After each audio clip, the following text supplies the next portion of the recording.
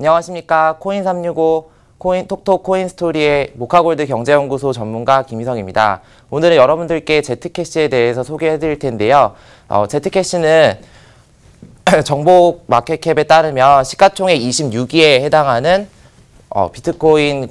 비트코인에서 파생되어 나온 알트코인에 해당하겠습니다. 14억 달러를 현재 보이고 있는데 이 시가총액 같은 경우는 암호화폐 변동성 특징에 따라서 가격의 변동이 있어서 살짝 다르긴 하나 아직까지도 현재 26위를 차지하고 있는 알트코인의 하나로 보시면 좋을 것 같습니다. 그렇다면 제트코인을 어떻게 만들었는지 살펴보면 좋은데요. 윌콕스라는 암호화 전문가에 의해서 만들어진 이 코인은 이분이 되게 동안처럼 보이지만 20년 이상 이 암호화폐를 공부하셨던 분이거든요. 그래서 이분이 기존에 갖고 있던 블록체인을 기반으로 했던 이 비트코인이라고 하는 것의 문제점이 과연 무엇인가를 먼저 딱 살펴보았는데요. 비트코인이 익명성을 보장을 해주는데 완전하게 숨겨주지는 못한다. 그래서 암호화폐로 만들었던 비트코인을 가지고 어떻게 해서 조금 더 발전시켜 나갈 수 있을 것인가, 즉 추적이 불가능한 완전한 보안성을 만들어내기 위해서 제로 프로토콜이라고 하는 프로젝트를 시작을 하게 됩니다. 그래서 제트캐시는 이제 그때부터 연구가 되게 되었고요.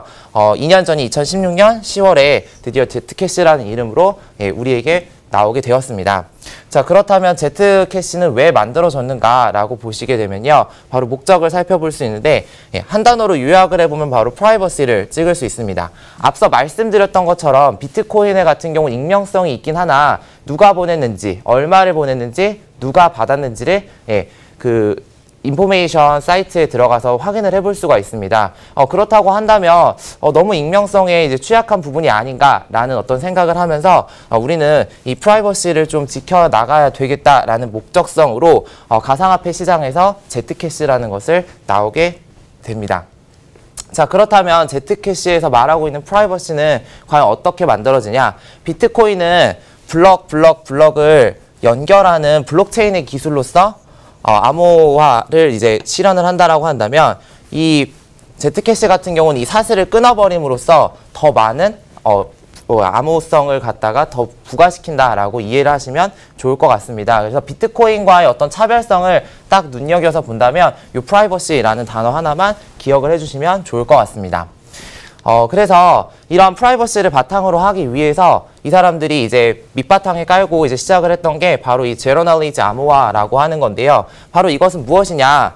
제공자가 어떤 소스를 제공을 해주는데 걔가 주는 정보를 제외하고는 그 받는 사람과 주는 사람을 제외하고 그 어떤 누구도 어떤 다른 정보를 알 수가 없는 기술을 바로 제로 날리지 프루프 기능 혹은 암호화, 제로 날리지 암호화, 영지식화라고 이야기를 합니다. 그래서 앞에서 예를 들어서 한번 설명을 드리려고 하는데요.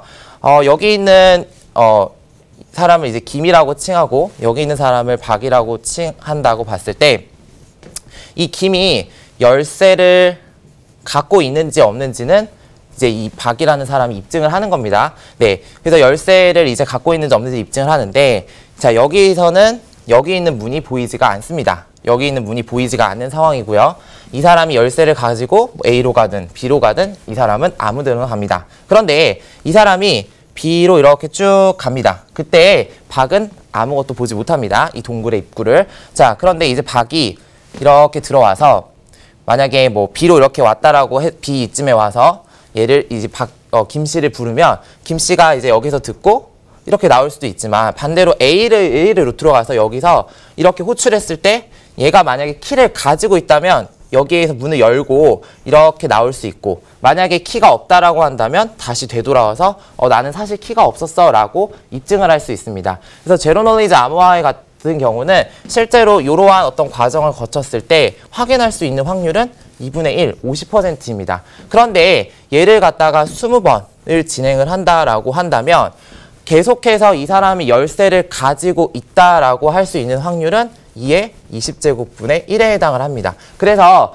얘가 정말로 가지고 있어야지만 이 확률로 통과를 할 수 있기 때문에 이러한 제로 날리지 암호화 기술을 통해서 제트캐시는 발전을 이루었다고 볼 수가 있습니다. 그런데 아마도 요즘에 이제 드는 생각이 동영상을 가지고 좀 찍으면 이런 것 좀 알 수 있지 않을까라고 생각이 들지만 두 가지의 그 오점을 가지고 있습니다. 만약 그렇게 생각을 한다면 첫 번째는 뭐냐면 얘네 둘이 짜고서 짜고서 이러한 어떤 나 B로 갈게, 너 B로 와서 찍어, 뭐 이런 식으로 동영상을 할 수도 있는 거고, 그리고 이 박이라는 사람이 A로 갈지 B로 갈지는 박만이 아는 거기 때문에 이 두 사람만이 이 정보를 알고 있다라고 볼 수가 있습니다. 그래서 송신자와 수신자 사이의 어떤 금액이라던가 누가 누구에게 보내는지는 이 Z캐시의 경우에는 알 수가 없다라는 특징을 볼 수가 있습니다. 그래서 제로 날리지를 특징으로 하고 있는 이 Z캐시 같은 경우는 비트코인과 마찬가지로 2100만 개가 생산이 되어 있고요.